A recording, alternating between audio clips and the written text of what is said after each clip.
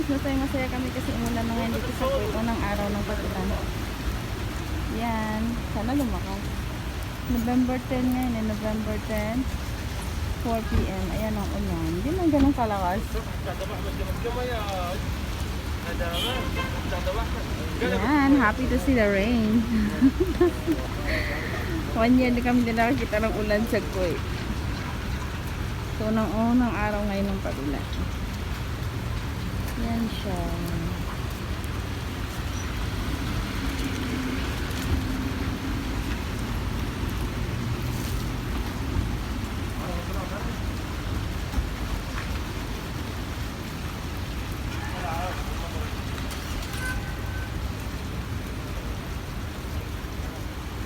Kabalik lang namin sa work. 4 PM ngayon dito mga guys sa Kuwait.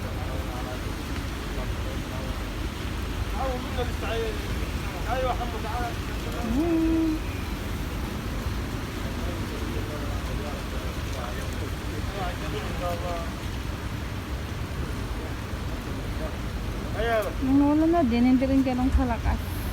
Bukas ulan din daw ulit bukas. Salamat sa blessings. Umulan dito sa Kuwait. Wala lang, happy lang. Nakakita naman ng ulan ulit for 1 year.